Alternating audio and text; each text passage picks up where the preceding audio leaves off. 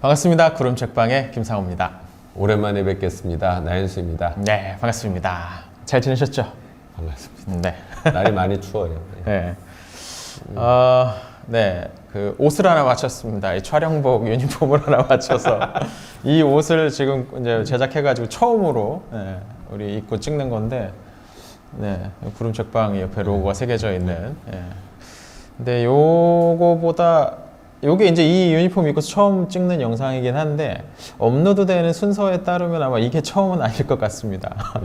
저 혼자 아마 이거 입고서 이제 12월에 읽은 책 소개하는 영상이 아마 1월 1일에 이제 업로드 될 거고. 저한테도 이렇게 그 다음에 이제 아마 이 영상 업로드 될 텐데. 가족으로 생각해 주셔가지고 제 패밀리입니다. 빠져나가실 수 없습니다. 감사합니다.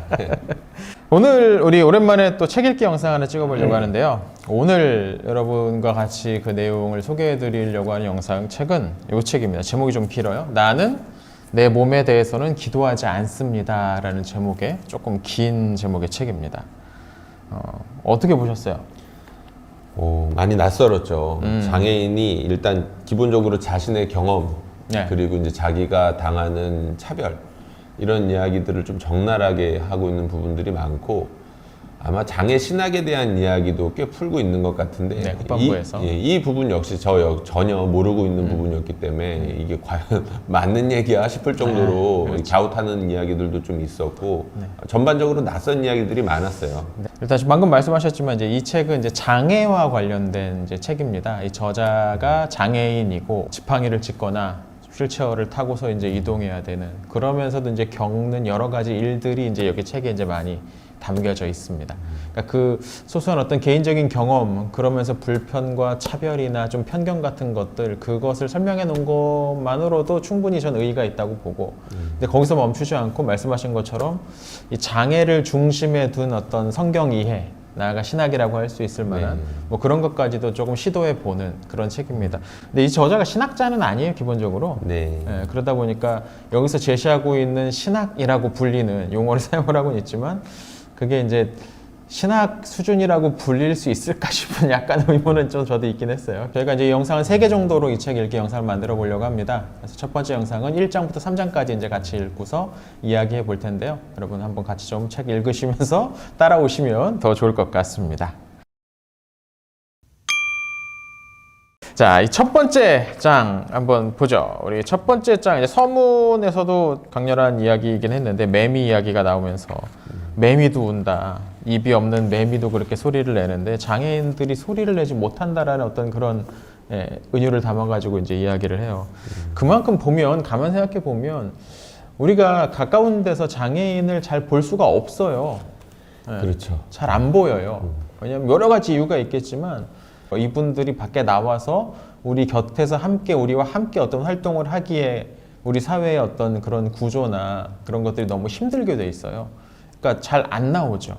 실제로 그 장애와 관련된 어떤 책 보니까 실제로 이제 지체장애 있는 분들은 집에서 거의 나오지 못한다는 이야기들도 많이 봤고요. 맞아요. 그 목회자들이니까요. 그 신방 많이 다니다 보면 생각지 못했던 일들 종종 경험하는데 그 중에 하나가 뭐냐면 잘 알리지 않고 있던 자녀 혹은 가족 이제 집에 찾아갔는데 계신 거예요. 굳이 이제 꺼내지 않았던 이 이야기다 보니까 이 말을 하지 않았던 경우들인데 집에 찾아갔는데 이제 중증 장애를 겪고 있는 아이가 있다거나 근데 이제 그 경우에 이제 뭐 심해서 이제 소리를 지른다거나 집이 이제 막 다 뜯겨 있고 이제 오물들이 있고 그런 경우들은 뭐 흔치 않지만 가끔씩 있었거든요. 그리고 이제 김상호 목사님 이야기한 것처럼 장애인들 보기가 참 힘들어요. 아마도 다 마치 이제 격리하다시피 따로 이제 시설에 이제 몰아넣는다라고 표현하면 적당할 것 같은데 그런 식으로 이제 사회가 장애인들을 대하는 것 같고. 1장을 보면 이제 장애 치료라는 장의 이름이 이제 붙어 있습니다. 제목이 붙어 있습니다. 장애 치료. 무슨 말이냐면 우리는 이제 장애인을 을에 치료되어야 할 존재로 그렇죠. 보기 마련이라는 거죠. 어떤 장애인을 보면 불쌍하게 여기고 동정하면서 어떻게 저 사람을 낫게 할 수 있을까? 어떻게 생각해요? 이 마음 자체는 나쁜 겁니까, 그게? 선량할 수 있죠. 네, 할 수 있죠. 선량할 그죠? 수 할 있죠. 수 있죠. 그 책 제목으로 유명하잖아요. 선량한 차별주의자. 네네. 라는 책이 아주 유명하고 책 재밌게 쓰였는데 대부분의 사람들은 선량하다는 거예요. 그런데 모르면서 하는 이야기, 행동들이 그 상대방으로 하여금 모멸감을 겪게 하거나 구체적인 차별로 드러날 때가 참 많다. 이런 주장을 하고 있거든요. 그렇죠. 선의에 의해서 이야기를 한 것 같은데 듣는 사람에겐 굉장히 모욕적일 수 있는 이야기들이 네. 있다는 거예요.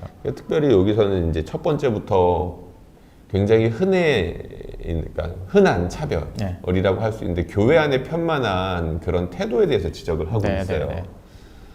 근데 이제 참 이 뭐라고 표현해야 될까요?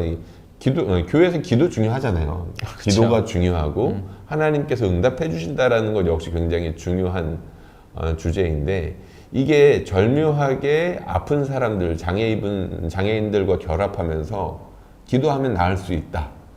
이 방향으로 흐르는 경우가 은근히 많고 노골적이거나 때로는 암묵적이거나 그러니까 이게 설명하기 참 어려운데 첫 문장이 이거예요. 하나님이 당신을 위해 기도하라고 말씀하셨어요라고 어떤 여자가 다가왔다는 거예요. 그냥 모르는데 난 모르는 여잔데 와가지고 이 저자가 이제 휠체어에 앉아 있으니까 하나님이 당신을 위해 기도하라고 말씀하셨어. 와가지고 그냥 기도를 해준다는 거지. 예. 딱 하나님께서 말씀하셨다라는 걸 직접 표현하는 것만으로도 어떤 분위기의 교회인지 짐작은 가요. 그렇죠. 이제 좀 보수적인 어떤 그런 전통적인 그런 느낌이 좀 있어요. 신유를 또 뭐 그런 것도 좀 좋아하는 것 같기도 하고. 은사를 강조하는 교회고 하나님의 음성을 듣는 그런 교회인 것처럼 보여요. 그런데 정도의 차이만 좀 있을 뿐이지 이런 식의 태도가 전반적으로 다 있다. 그렇게 이제 이야기를 하고 있어요. 그러니까 지금 이제 들으시는 이 영상 보시는 분들 중 기도해 주겠다는 게 뭐 그럼 잘못된 얘기냐라고 생각하실 수도 있는데 이 저자가 이렇게 이야기를 해요. 여기서 인용을 해보면 이 여자는 그 앞에 있었던 소위 기도하는 가해자들의 말을 반복한다. 이들은 다양한 얼굴을 하고 있지만 예외 없이 가부장적인 자신감을 가지고 내 휠체어나 지팡이를 내게서 없애겠다는 열정을 가지고 나에게 다가온다. 그들은 몸을 낫게 하는 것과 삶을 치유하는 것이 다르다는 점을 간과한 채 예수님이 나처럼 장애를 가진 소외자를 고치신 이야기에 거듭 열광한다. 그들은 자신들의 신성한 개입에 너무 들떠 내 이야기 속 구세주가 그들이 아님을 망각한다. 마지막 문장이에요. 내 구세주는 가난하고 구릿빛 피부를 가진 피난민이었던 예수님이었다라고 말을 하는데 이 사람의 장애를 그러니까 몸을 낫게 하는 것과 삶을 치유하는 것이 다른 거다라는 지적도 굉장히 귀 기울여 들을 만한 부분인 것 같고요. 네, 맞아요. 실제로 신약성경 우리 복음서 보면 예수님께서 고쳐주시고 난 다음에 일부러 제사장에게 보낸 경우가 있었잖아요. 그렇죠. 그렇죠. 그런 것들도 보면 관계 회복을 위해서 예수님이 사회적으로 지위를 회복시켜 주시고 사람들과 이제 막혔던 관계 풀어주시고 이런 장면이 한두 군데가 아니에요. 보통 치유 장면들은 그렇게 이루어지죠. 근데 그런 게 없이 너무 그 병 고침 이야기 그 에피소드에 팍 꽂혀가지고 내가 기도하면 병 고쳐질 텐데 저 사람 기도 안 받으려고 한다 하면서 마치 장애인이 뭔가 좀 믿음이 없거나 뭔가 열심히 부족하거나 뭐 이런 존재로서 여기고 어떤 자신의 우월적인 지위를 그렇게 드러내는 걸 만족감을 느끼는 듯한 그걸 느낀 거죠. 지금 이 저자는 저 사람 이야기에서 불편함을 느낀 거예요. 그러니까 기도해 주겠다라는 거에서 기도가 잘못됐다기보다는 그 사람 전반에 깔고 있는 자신에 대한 우월성 그리고 저 사람을 그러니까 상대방을 향한 차별적인 시선이 느껴졌다는 거죠. 그렇죠. 맞아요. 그 다음 페이지에 이렇게 되겠는데 나는 그들의 마음속에서 내가 온전한 사람이었으면 좋겠다고 생각한다. 마귀를 쫓아내기 위한 기도 같은 치유법을 필요로 하지 않는 존재, 장애가 낳는 기적 이야기 말고 다른 뭔가를 기여할 수 있는 온전한 인간으로 말이다라고 이야기를 하거든요. 그러니까 저 사람에겐 나는 일단 치료 빨리 받아야 되는 존재, 나아야 되는 존재. 그 전에는 얘는 뭐 다른 걸로서 뭔가 할 수 있는 존재가 아니라는 인식이 이제 깔려 있는 것이 너무 힘들다는 거죠. 책 전반에 이제 스며 있는 이야기이긴 한데 장애인들을 비인격적으로 대하는 사람들의 태도, 특별히 심지어 교회에서조차도 그런 태도가 너무 편만하다는 거예요. 이 사람을 인격으로 보려면 이 사람의 상황도 알아야 되고 이 사람이 얼마나 아프고 불편한지 직접 들어야 되고 많이 알아야 되는데 그런 지식이나 사랑, 관심 없이 고쳐야 그러니까 뭔가 그 대상으로만 네. 대상으로만 사람이 아니라 뭐뭐가 필요한 대상으로만 보니까 구제를 할 때도 교회에서 구제를 할 때도 이 사람들이 내가 뭐뭐를 준비해서 이걸 나누어 줘야 될 대상으로만 보는 게 아니고 그 사람으로 보고서 사람으로서 다가가서 그 사람을 만나는 게 필요한데 맞아요. 돈 쓰면 끝이 이제 아닌 거잖아요. 네. 네. 사실 이거는 장애인과의 관계뿐만이 아니라 네네네. 우리가 자주 이야기했던 부분 같은데 교회 안에서의 관계, 사귐 이게 아이러니하게도 교회가 성장할수록 이런 깊이 있는 관계들이 점점 줄어드는 게 참 문제고 현대 사회 전반적으로 그런데 교회도 그렇고 이제 치유 이야기를 했었잖아요. 네. 치유 이야기를 했는데 이 저자가 이야기하는 야곱도 그렇고 그리고 본문에 나오지 않지만 바울의 경우에도 그렇고 네. 예수님께서 직접적으로 치료해 주시지 않았잖아요. 그런 부분에 대해서 우리가 하나님께서 말씀하셨어. 치료를 위해서 기도하라고. 나을 거야. 그런 네. 마음 드셔본 적 없으세요?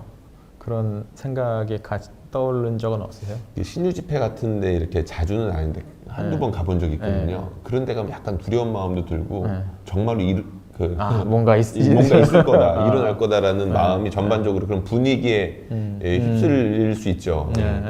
이게 참 그래요. 목사로서 목회자로서 저희는 또 이제 목회자다 보니까 기도해 주고 싶은 마음과 뭐 그런 게 안 들진 않잖아요, 진짜. 네. 누가 아프다, 사고를 당했다 그런 마음이 들잖아요, 자연스럽게. 근데 기도할 수 있을 것 같아요. 근데 골방에서 해야 되나 봐요. 아, 그럴까요?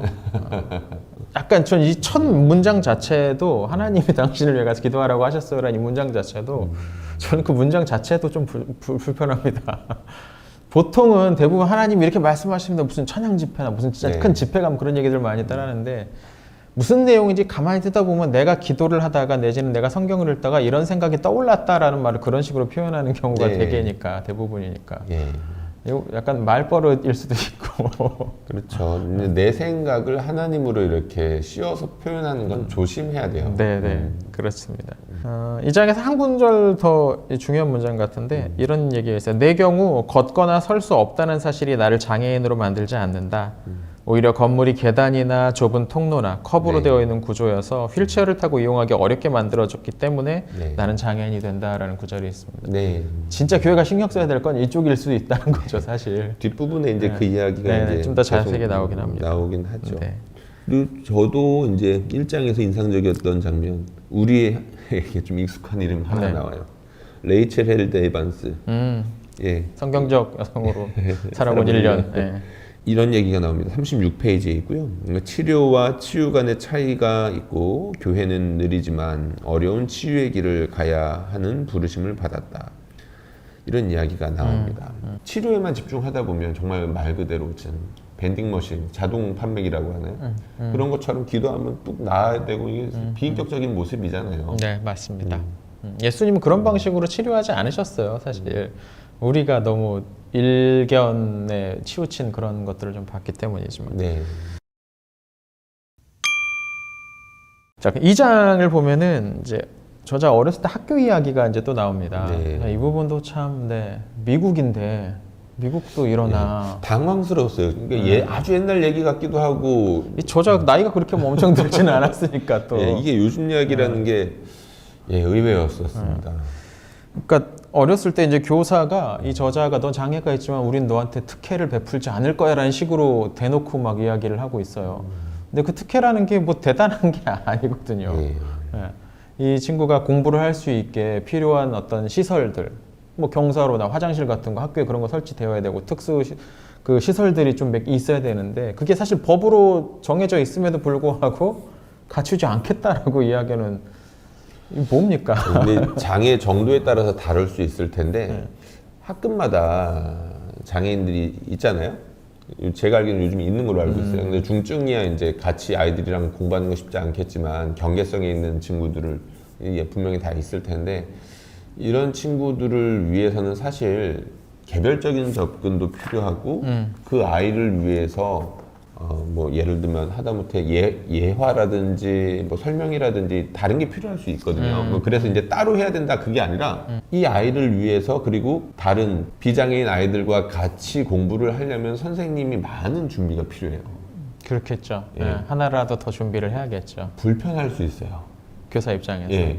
이게 교사 입장뿐만이 아니라 장애인에게 맞춰줘야 되는 그런 상황이라든지 늦춰지는 그런 시간들, 효율적이지 못한 것들 때문에 비장애인 친구들이 싫어할 수 있어요. 그건 장애가 아니라도 진짜 네. 그냥 나보다 학업 그 성취도가 떨어지는 애랑 같이 있다는 네. 것 자체를 싫어하는 아이들도 있다고 근데 하더라고요. 그게 아이들에서 그치는 게 아니라 사실 아이들은 부모님한테 영향을 받았겠죠. 만약에 그렇게 있으면 부모님들이 가만히 있지 않을 거야.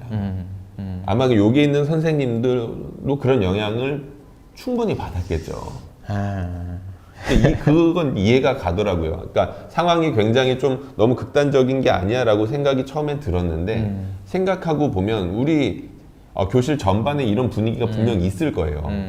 그런 상황이다 보니까 이 저자는 또 어렸잖아요. 10대였으니까. 그렇죠. 내가 그럼 뒤처지지 않으리라고서 엄청나게 매진을 했다는 예, 거죠. 그 얘기가 나오죠. 성적이 그래서 꽤 우수하게 이제 상을 받았다는 거야. 근데 지금 생각해 보니까 저자가 그래요. 이게 어릴 적 나에게로 다시 돌아가 선생님들이 틀렸다는 것을 네. 내가 증명해낼 필요가 없다는 없다. 말을 해줄 수 있었으면 좋겠다라고 네. 이야기를 해요. 내가 무슨 상을 받든 어디 뭐 성적 우수자 명단에 올라가든 그렇지 않다. 그래야만 장애인인 내가 인정받을 수 있다는 게 아니고 나는 그냥 사람으로서 학생으로서 인간으로서 인정받아야 되는 존재인데 너를 인정받기 위해서 그렇게 애써서 너를 증명하려고 애쓸 필요는 없다라고 어린 시절에 당신에게 이야기해주고 싶다라고 이야기를 하고 그렇죠. 있어요. 핸디캡 가지고 있는 것만으로도 참 답답할 수 있는데 그것을 갖다가 내가 증명해내고 끊임없이 노력해야 그러니까 되는 내가 거죠. 쟤들보다 뒤처지지 않는다는 네. 것을 그 속상하잖아요. 이런 이야기를 보면 그 어린애가 10대 14살 딸딸이 애가 나는 뒤처지는 존재가 아니야. 나는 쓸모없는 존재가 아니야. 내 가치를 증명해야 된다고 그 아픈 상황에서도 그 공부에 매진하는 그 모양이 좀 슬프더라고요. 그 이야기는. 너무 이렇게 비장애인 중심으로 세상이 또 구성이 되어 있다 보니까 너무 모르는 거죠. 근데 거기서부터 파생되는 문제가 너무 많아요. 그리고 너무 편만하고. 그런 얘기도 본 적이 있어요. 사실 우리나라에서 몇 년 전에 무슨 꽤 유명한 대학교에 사립대학교였는데 장애를 가진 친구가 와서 시험을 봐야 되는데 시각장애인가? 뭐 그래서 시간을 좀 더 줬대요. 그 다른 애들보다 1.5배인가? 그랬더니 그거가 공평하지 않다고 다른 학생들이 이의를 제기해서 그 공격을 했다. 온라인 상에서 그런 얘기를 본 적이 있는 그 꽤 유명한 대학에 서울에 있는 꽤 유명한 대학에서 그런 뉴스를 본 적이 있는데 뭐 같은 맥락인 것 같아 이게. 그게 특혜일까 그게 그 친구들한테 그렇게 그런 것들을 이거 찾아봤어요 제가 이걸 준비하면서. 그럼 수능 시험 같은 거는 시각장애 있고 뭐 지시장애 있으면은 뭔가 좀 어드밴티지가 있어야 될 거 아니에요. 이 친구 똑같은 상황에서 보게 하면 안 될 거 아니잖아요. 그래서 나름 그건 교육 뭐 평가원에서 지정을 하도록 되어 있더라고요. 뭐 시간을 좀 더 주고 뭐 점자로 된 걸 따로 만들어서 점자 읽는 거 아무래도 시간이 더 걸릴 수밖에 없으니까 뭐 이런 것들이 조치가 좀 있긴 하더라고요. 그게 차별적인 특혜인가? 그걸 그렇게 볼 것인가? 모든 사람에게 똑같은 걸 요구하는 게 평등하다, 공정하다, 공평하다라는 식의 약간 엉뚱한 사고가 요새 좀 많이 있는 것 같아요. 책에서도 이제 나오겠지만 모든 사람들은 연결되어 있고 우리가 비장애인이라고 하지만 완전하지 않거든요. 그러니까 누군가의 도움을 필요로 하는 거는 모든 사람들에게 마찬가지 조건이에요. 그리고 어떤 것들을 이루기 위해서는 혼자의 힘으로는 할 수 없잖아요. 그 부분에 대해서는 지금 이제 현대사회가 많이 공부가 되어 가는 것 같고 인식이 되는 것 같은데 그럼에도 불구하고 그 이익이 혹은 손해가 자기 자신과 걸린다라고 생각이 되면 그러니까 그게 이제 너무 이익 중심 사고인 것 같죠. 그게 네. 그렇게 되는 것 같기도. 그 이익은 이제 여러 가지 이익들이 있을 건데 경제적인 이익이 또 많이 걸린 것 같기도 하고. 조금 다르긴 하지만 정규직 비정규직 문제에 있어서도 이제 저는 인천공항인가요? 거기서 비정규직 직원들 정규직화 한다고 했을 때 정규직의 직원들이 이제 들고 일어나는 일들이 있었어요. 정규직 그때 직원들보다는 정규직 준비하고 시험 준비하던 맞아요. 걔네 걔네들이 더 들고 난리였다고 들은 것 같아. 그러니까 이 교회에서도 이 부분이 좀 문제 책에도 이제 나오는데 에이다라고 했던 그 법 있잖아요. ADA라는 법. 그게 이제 뭐 사립학교나 공공시설물, 교회도 이제 거기 포함됐던 것 같은데 장애인들을 위한 보행을 위한 보조적인, 그러니까 경사로로 계단으로 만드는 경사로를 만드는 장애인 화장실 같은 거 만드는 것들, 그것을 해야 된다라고 규정한 법이 이제 미국 장애인 차별에 관한 그 법이 있는데 그 전미 무슨 복음주의 뭐 하는 대변인들 나와가지고 그것도 좀 황당했어요. 이거는 무슨 교회를 망가뜨리는 일이다, 잘못된 일이다라고 막 강력하게 그걸 항의하고 반대했다라는 거예요. 돈을 거기다 쓰게 만든다는 거지. 우리의 헌금을. 네, 이제 우리의 마음에서는 이제 그게 좀 황당하게 느껴지기도 하고 믿는 사람이 어떻게 특히 이제 목회자들이 그럴 수 있을까라고 생각할 수 있는데, 근데 실제 현실을 돌아보면 그런 경사로 있는 교회가 별로 없어요. 없어요, 별로? 네. 우리나라는 그냥 건축법에도 그런 거 없을라나? 그 장애인 관련 그런. 그러니까 턱을 없애는 거, 그리고 턱이 있으면은 우회할 수 있게끔 경사로를 완만하게 만드는. 그러니까 아예 이제 재정적인 문제가 절대적으로 걸려가지고 할 수 없을 수도 있어요. 네. 솔직히 얘기하면 제가 지금 생각하는 교회는 이제 그게 크지 않은 교회라서 상가 건물 3층, 4층에 있는 이제 교회인데 거긴 계단밖에 없단 말이죠. 엘리베이터가 네, 없고 그 그렇죠. 건물 자체 엘리베이터가 없고 그렇다고 그럼 거기다가 3층, 4층에 있으니까 엘리베이터를 설치할 데도 없어. 어디다가 건물이 바로 옆에 따닥따닥 붙어 있는 상황이니까 그런 경우는 정말 어떻게 할 수가 없죠. 상황 자체가. 근데 그런 것 같지는 않고 여기 나온 사람들이 그 반대하는 것들은 그런 것 같지는 않고 그런 거에는 뭔가 또 예외 조항이 있겠죠. 뭐 할 수가 없는데 하라고 억지로 강제하는 건 아니니까. 규모가 어느 정도 있는 교회인데도 멋있게 만드는 데 집중하다 보니까 이 모든 사람들이 거기에 들어올 수 있도록 만드는 어떤 그 부분을 생각하지 못했다는 거, 그건 되게 좀 부끄러운 일 같아요, 교회가. 뒷부분에 이제 좀 나오기는 하는데 어떤 부분이냐면 처음부터 그런 부분들을 염두에 둬야 된다는 이야기가 그렇죠. 그리고 나와요. 설계를 해야 되는 거지. 예, 처음부터 그게 이루어지지 않는다면 나중에 이야기가 또 걸리고 또 걸리고 돈 더 들어요. 그리고 나중에 돈 들려면. 그리고 또 하나 생각해 보면 그렇죠. 그렇게 하드웨어를 만드는 것도 중요한데 그러니까 마음의 어떤 그런 문턱 같은 것들이 없어지지 않으면 그것도 또 힘들겠다. 사실은 거기에서 다 비롯되는 거죠. 근데 저희 이제 우리 같은 교회 나왔잖아요. 네. 성덕중앙교회에 있을 때 제가 거기서 이제 많이 배운 게 있었는데 청년들이랑 수련회 장소를 정하는데 이 친구들이 일단 그 경사로 방지턱이 없고 이게 이제 첫 번째 조건이더라고요. 정할 때. 네. 이유는 이제 알죠. 훌륭하네. 청년 공동체에 이제 장애인 친구가 있었잖아요. 시장애인 친구가 있었는데 그 친구에 대한 배려가 기본적으로 이제 청년들한테 마음속에 다 있는 거고 이제 그 이유뿐만이 아니라 당시 담임 목사님이 이제 성도들 전체를 대상으로 이제 뭐 장애 단체를 통해서 교육을 시킨다던가 이런 것들을 갖다가 꾸준하게 하는 일이 굉장히 있었죠. 많이 신경 쓰시고 1년에 한 번씩은 또 장애 교우들을 하고만 따로 모여서 식사도 담임 목사님이 하시기도 하고 그 정도도 하는 게 많지 않은 것 같아. 교회적으로 그 부분에 대해서 되게 좀 신경을 많이 쓰느냐 쓰지 않느냐에 따라서 교회 분위기는 확 달라지는 것 같기도. 제가 이 책을 어떤 모임 가서 이제 소개를 한 적이 있는데 그 소개했더니 끝나고 나서 어떤 분이 오셔가지고 본인이 이제 인천에 있는 어떤 교회에 출석하고 있는데 부천이고 어디서 사시는 분이 거기까지 오신대. 왜 그러냐고 그분이 물어봤더니 그쪽에 있는 교회들은 이런 것들에 최소한의 것들도 신경을 쓰지 않으니까 문턱을 없애고 경사를 만들어놓고 이 정도도 신경을 아예 안 쓰니까 가고 싶어도 갈 수가 없으니까 자기 본인이 생각해 우리 교회 그렇게 특별할 게 없는데 또 여기저기에서 그런 장애인분들이 많이 오신다고 이야기하는 게 그렇죠. 그런 것 같아요. 처음에 이제 그 부분을 신경 쓰고 그리고 마음에 이제 기본적으로 그런 게 있다면 배려하는 마음들이 있다면 찾아올 것 같아요. 장애인 같은 경우에는 굉장히 기본의 문제잖아요. 이동할 수 있고 예배 드릴 수 있는 장소 이제 이런 것들 기본인데 기본이 안 돼 있는 경우가 너무 많으니까 기본만 되어 있어도 찾아갈 수밖에 없는 그런 지금 현실이죠. 네, 그러니까요. 에이블리즘 이야기 이제 네. 계속해서 이제 나오고 에이블리즘, 그렇죠. 에이블리즘, 에이블과 이즘이 이제 더해진 거죠. 에이블은 뭐 할 수 있다는 가능성을 말하는 거기도 하고, 장애는 이제 디세이블드라고 하니까 네. 정상인, 그러니까 비장애인 중심주의 정도로 이제 번역할 수 있을 겁니다. 그러니까 모든 것을 비장애인을 중심으로 판단을 하고 사고를 기본 컨셉을 그렇게 잡아 놓은 거죠. 네. 그러니까 이걸 못하는 사람에게 이런 일들을 못하는 사람은 애초에 그 사고에서 배제되어 버리는 그게 이제 에이블리즘이라고 하는데 아셨어요? 아니 저도 이 책 읽고서 처음으로 접했던 용어였어요. 그러니까 저희가 너무 모르는 거예요. 여기 어떤 이야기가 있냐면 이제 61페이지 이런 얘기 있습니다. 에이블리즘은 시스템 오류가 아니라 미국의 많은 교회들이 치밀하게 계산해서 만든 특성이다. 전반적으로 깔려 있다는 거예요. 공기와 같이. 그냥 모르는 거죠.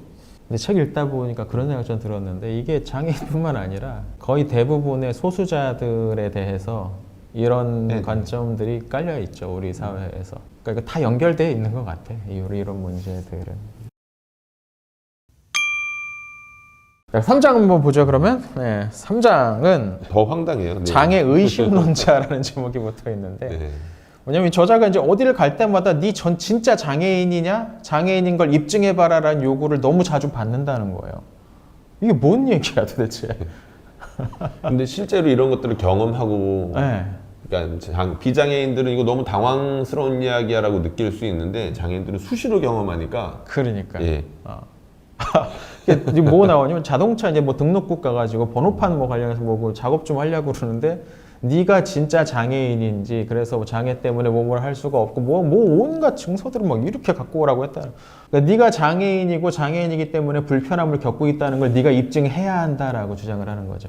물론 이제 사기성으로 그렇게 하는 사람들이 간혹 있으니까 이제 그런 입증하라는 요구가 있을 수는 있겠는데 그렇다고 해서 몸 한번 스스로 움직이는 것 자체가 힘든 장애인들한테 그런 작업들을 떠넘기는 건 이건 너무 행정 편의주의적이고 그런 거잖아요. 물질에 그러니까 돈에 너무 초점이 맞춰져 있다 보니까 뭐 예산 낭비를 막는다라는 이제 이유 때문에 그렇게 이야기는 하겠죠. 그런데 이제 말씀하신 것처럼 지나치게 편의적인 생각이죠. 그렇죠. 예. 아니 지금 이미 병원에서 진단서 보면 챙겨왔을 거 아니에요. 그리고 근데 그것뿐만 아니야. 나와서 하는데도 어떤 청년 만나기 전에 어떤 사람을 좀 만나잖아요. 당신이 정말 장애인인지 막 하면서 따지고 들어오는 사람을 만나잖아요. 옆에 이제 도와주는 모르는 생명부자 어떤 사람을 도와줘가지고 이제 그게 해결이 되는 이야기인데 생각을 하면서 나는 그런 적 없을까를 생각을 해보다가 가끔 그 전통시장 가면은 이렇게 엎드려가지고 구걸하시면서 뭐 이렇게 물건 같은 거 싼 것들 이렇게 좀 파시는 분들 계시잖아요. 저도 생각해보면 그런 분들 저분 정말로 저게 장사가 아니고 다른 걸까 정말로 그런 걸까라는 생각을 안 해본 적은 없는 것 같아. 지하철에서도 특히 또 그런 것들 많이 있잖아요. 네, 시각장애인 네. 이제 근데 찬송가 틀어놓고 요즘은 많이 없었어요. 요즘에는 그런 경우 거의 못 본 것 같은데. 분당선 쪽에 저쪽 아래쪽에 가면은 좀 종종 봐요. 그래서 저분들은 정말 저 방법밖에 없을까라는 생각도 들고 의심이 또 들기도 하고 사실 저도 그런 것 같더라고요. 그러니까 보니까 저자가 이제 그런 상황에 대해서 얼마나 답답했는지를 표현하는 이야기가 나오는데 나는 분명히 그들에게 말했었다. 그들이 내 말을 믿지 않았을 뿐이다. 이런 이야기하면서 사람들이 내 몸에 대해 의심할 때마다 나는 내 의료 기록을 보여주고 싶다. 자주 경험했다는 이야기죠. 이 장에서 이 3장에서 이제 그런 얘기도 나오죠. 대중문화 같은 데서 이렇게 대중적인 그런 작품이나 드라마 같은 데서 그 얘기 나오잖아요. 드라마 한 장면이 나오는데 범인이 장애인인 척하고 있더라라는 거지. 그걸 수영장에 확 휠체어를 잃어버리니까는 헤엄쳐서 나오더라. 이런 것들이 자꾸 사람들이 노출되다 보니까 사람들이 뭔가 장애인을 좀 의심스럽게 보는 경향도 있다. 그런 것들도 있다. 그러니까 이게 단순히 무슨 드라마 하나에만 나오는 것이 아니고 이런 식의 그 분위기 이야기들이 너무 떠도는 얘기들이 많아서 84쪽에 보니까 이제 그런 구절이 하나가 나오는데 사람들은 우리를 인간으로 대우할 때 자신들이 뭔가 특별하고 영예로우며 칭찬받을 만한 일을 하고 있다고 생각한다. 네. 장애인을 그냥 사람으로 대하는 거가 뭔가 대단한 일인 것처럼 여기고 있다는 이야기죠. 네, 이렇게 말해요. 이어서 아마 이야기했던 것 같은데 장애인을 포용하는 것이 이웃을 사랑하는 믿음의 행위가 아니라 명예로운 자선 행위라는 거짓말을 심어준다. 에이블리즘은 우리에게 끊임없이 감사를 요구한다. 그러니까 사람으로서 마땅히 누려야 되고 받아야 되는 그런 대접들인데 대접이란 말이 맞을까 모르겠네요. 대접이지 접대 대접 뭐 같은 이야기니까 제가 목사님을 만나면 괜히 뭐 옷이라도 하나 만들면 하나 챙겨드리고 싶고 이거 그냥 제가 목사님을 사랑하니까 목사님이 생각이 나고 하니까는 그런 옷을 맞추려면 목사님 것도 맞춰야지. 뭐 이거 그냥 당연한 그 접대고 대접일 수 있는 거지. 근데 이거는 그냥 서로 감사를 안 하겠다는 게 아니에요. 서로 감사하죠. 예, 감사한 일이고 고마운 일이고 저 사람이 날 생각하구나. 그렇게 생각할 수 있는 일이죠. 근데 이 에이블리즘이 꽉 차 있는 사회에서는 그거를 엄청나게 큰 일로 떠받들고 특혜를 베푸는 것처럼. 그러니까 이걸 받은 너는 나한테 감사해야 돼라는 식의 어떤 그런 분위기를 만들어낸다라는 거지. 장애인은 그냥 사람으로 그냥 서로 대하면 되는 건데 사람으로 대하는 건데. 이게 중요한 건 이제 그런 게 공기처럼 너무 만연하다는 겁니다. 여기서 이제 에이블리즘이란 단어를 우리가 좀 기억했으면 좋겠습니다. 에이블리즘, 비장애인 중심주의. 잘 모르는데 저도 이제 여기 책에 보면 에이블리즘에 대해서 이제 한번 알아보려 해가지고 인스타그램이나 페이스북에 찾아보니까 그러니까 그런 쪽으로 많이 이제 무브먼트 하시는 분들이 계시더라고요. 우리가 몰랐던 거야. 우리가 몰랐던 거야.